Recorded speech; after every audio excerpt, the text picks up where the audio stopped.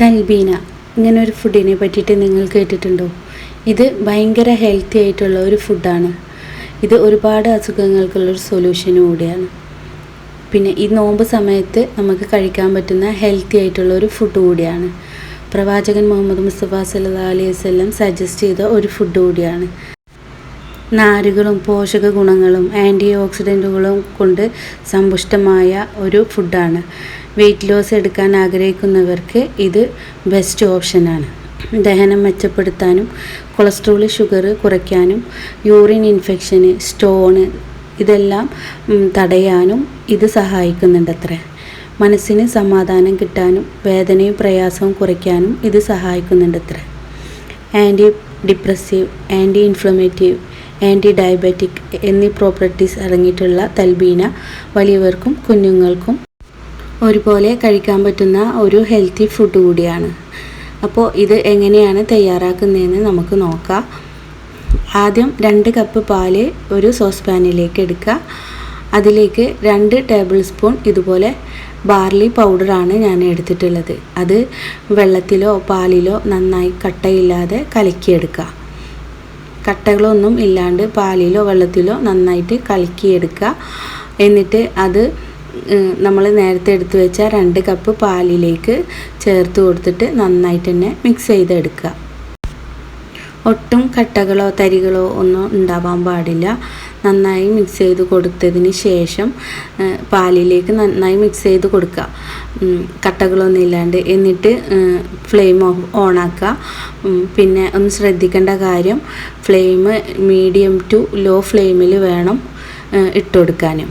എന്നിട്ട് പതിയെ കുറുക്കിയെടുക്കുകയാണ് വേണ്ടത്. ഫ്ലെയിം കൂട്ടി വെച്ച് കുറുക്കിയെടുക്കുമ്പോൾ പെട്ടെന്ന് തന്നെ കട്ടിയായി പോവുകയും ചെയ്യും, ബാർലി വെന്ത് കിട്ടുകയില്ല. എന്നിട്ട് ചെറുതായി ഒന്ന് കുറുകി വരുമ്പോൾ അതിലേക്ക് ഡേറ്റ്സ് കട്ട് ചെയ്തതാണ് ഞാൻ ചേർത്ത് കൊടുത്തിട്ടുള്ളത്. ഈന്തപ്പഴമാണ് കട്ട് ചെയ്ത് ചേർത്ത് കൊടുക്കുക. അതുപോലെ തന്നെ ഡ്രൈ ഫ്രൂട്ട്സ് നിങ്ങളുടെ കയ്യിൽ ഏതെല്ലാം ഉണ്ടോ അതെല്ലാം കട്ട് ചെയ്തിട്ട് ചേർത്ത് കൊടുക്കുക കേട്ടോ. ഇതിൽ ഡ്രൈ ഫ്രൂട്ട്സും നട്ട്സും മാത്രമാണ് ചേർത്ത് കൊടുക്കുക. ഡ്രൈ ഫ്രൂട്ട്സ് ഈന്തപ്പഴമാണ് ചേർത്ത് കൊടുക്കുക. അപ്പോൾ ഇതുപോലെ കുറുകി വരും, നന്നായി കുറുകി വരും. കുറുകി വരുമ്പോൾ ഓരോരുത്തർക്ക് എത്ര ലൂസാണോ വേണ്ടത് അതിനനുസരിച്ച് ലൂസാക്കുക, അതല്ലെങ്കിൽ എത്ര തിക്നെസ്സാണോ വേണ്ടത് അതിനനുസരിച്ച് കട്ടിയാക്കുക. എന്നിട്ട് കുറുക്കിയെടുത്തതിന് ശേഷം ഫ്ലെയിം ഓഫാക്കുക. പിന്നെ ഇത് ഒരുപാട് ഹെൽത്ത് ബെനിഫിറ്റുള്ള ഒരു ഫുഡാണ്. നാരുകൾ അടങ്ങിയിട്ടുള്ളതിനാൽ വിഷാംശം പുറത്തു കളയാൻ സഹായിക്കുന്നു.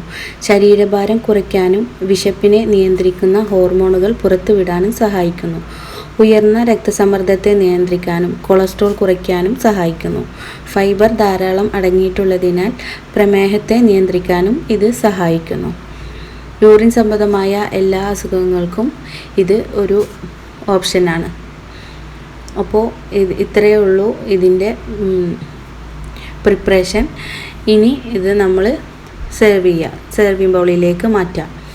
ഇത് സെർവ് ചെയ്യുന്നത് ഇതിൽ ഉപ്പോ പഞ്ചസാരയോ ഒന്നും ചേർക്കാത്തത് കൊണ്ട് തന്നെ ഇത് സെർവ് ചെയ്യേണ്ടത് നമ്മൾ ഹണി വെച്ചിട്ടോ അതല്ലെങ്കിൽ ഡേറ്റ് സിറപ്പ് വെച്ചിട്ടോ ആണ് ഇത് സെർവ് ചെയ്യേണ്ടത്. പിന്നെ ഇഷ്ടപ്പെട്ട നട്ട്സ് ഫ്രൂട്ട്സ് എല്ലാം ഇതിൽ ഡ്രൈ ഫ്രൂട്ട്സാണ് ചേർത്ത് കൊടുക്കേണ്ടത്. അപ്പോൾ ഇത് ഈ റമദാനിൻ്റെ സമയത്ത് എല്ലാവരും ഇത് പരമാവധി ഉപയോഗപ്പെടുത്തുക, ഫുഡിൽ ഉൾക്കൊള്ളിക്കുക.